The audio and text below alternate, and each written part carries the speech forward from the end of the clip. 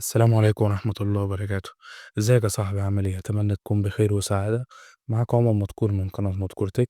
النهارده هعرض معاك تجميع في الفئة الاقتصادية رينج ال15,000 جنيه بكارت خارجي قوي بأفضل سعر تقدر تجيب بيه تجميع شبه جديدة بالكامل. التجميع تقدر تشغل كل الألعاب والبرامج اللي احنا محتاجينها زي ما هنشوف في البنش مارك آخر الفيديو. أتمنى قبل ما نبدأ ما تنساش تصلي على النبي عليه أفضل الصلاة والسلام، وتحط لايك واشتراك للقناة وتفعل زر الجرس عشان يوصلك كل جديد. يلا بينا نبدأ بالمذر MSI A520MA Pro. المواصفات بتاعتها تدعم معالجات الجيل التالت والرابع من AMD، جاية بسوكت AM4، وبتدعم رامات DDR4 وفيها 2 سلوت للرامات، وبتدعم تردد لحد 4600 ميجا هرتز مع وضع كسر سرعة، وفيها منافذ USB 3.2 و HDMI. السعر بتاعها يتراوح من 2950 جنيه 3700 جنيه مصري حسب المكان. تاني حاجة معانا المعالج AMD Ryzen 5 5500. المعالج بيجي بستة أنوية و12 تردد أساسي 3.6 جيجا هرتز، بيصل ل4.2 جيجا هرتز في وضع التربو.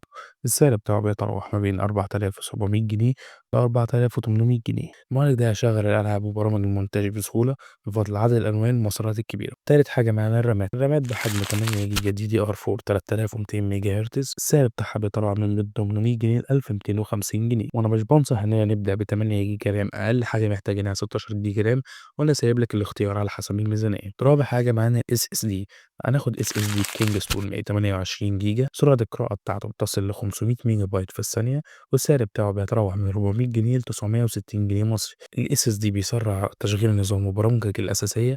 لو محتاج تخزين أكبر ممكن تضيف هارد HDD عادي 1 تيرا. ناخد كيس من شركة رافال مع باور سبلاي 500 واط، تصميم كويس ومناسب للألعاب، وفيها تهوية جيدة مع أماكن وتنظيم الكابلات. السعر بتاعها بيتراوح ما بين 1800 جنيه ل 2550 جنيه. وأخيرا وليس آخرا، كارت الشاشة.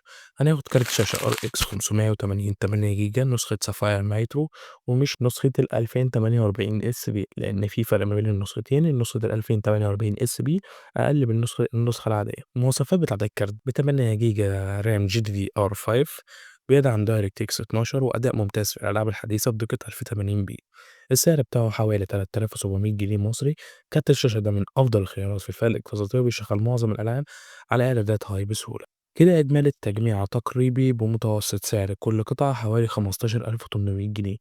ممكن السعر يقل أو يزيد معاك على حسب المكان والميزانية. أسيبكم مع البنش مارك.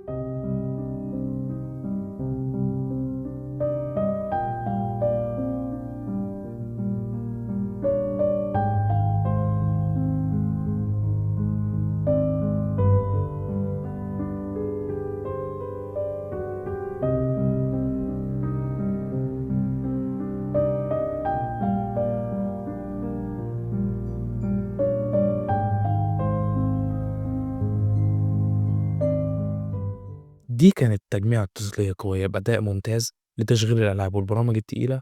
ولو عندك أي استفسار أو اقتراحات للتجميعات التانية اكتب لي في التعليقات، وما تنساش تعمل لايك وتشترك في القناة عشان تشوف فيديوهات أكتر. كان معاك عمر مدكور، أشوفكم الفيديو الجاي. سلام.